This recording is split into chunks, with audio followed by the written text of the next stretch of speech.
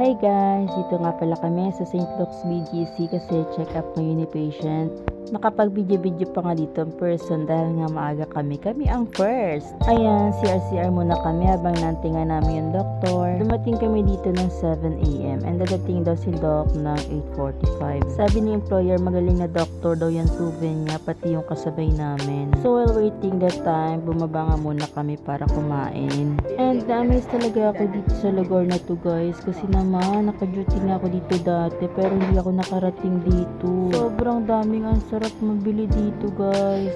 Grabe, nakailang patient ako, nakailang duty na ako dito, hindi man lang ako nakarating dito. Biruin mo, hospital to pero ang daming ganyan.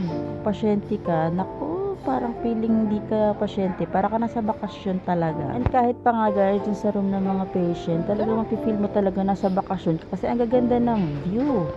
Ganun, nalala ko sinabi ng yung doctor sa patient ko. Kunwari, nasa bakasyon ka lang. Yes, nakailang sabi yung doctor ng ganyan sa mga patient ko. Parang yun talaga ang kanilang lagi sinasabi sa patient. Kunwari, nasa bakasyon ka lang. Kasi nga diba ang patient talagang naiinip yan. Pero kapag nandito ka nga sa BGC St. Luke's, talagang mararelax yung brain mo. Actually, pati yung mga staff dito guys, naku, talaga wala ka talaga mapipintas sa kanila. Mababait, napakamagagalang, very attentive.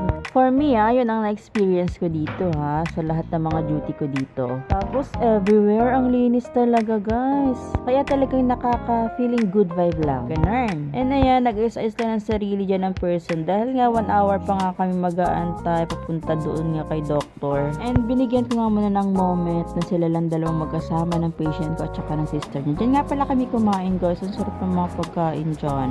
And ayan nga pala nakatalikod, guys. Yun nga pala yung sister ng aking patient. Sobrang guys. After nga kami pakainin, ayan, nag-take out pa talaga.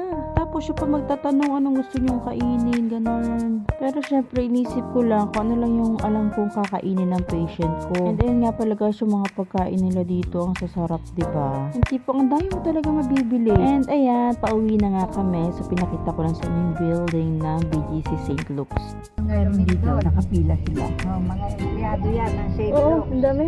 Ang dami nila. Ang dami. Ano ito? Global City. Hall. Nightclub. Meron sa baba. Meron sa taas. Grabe, sikip na Manila.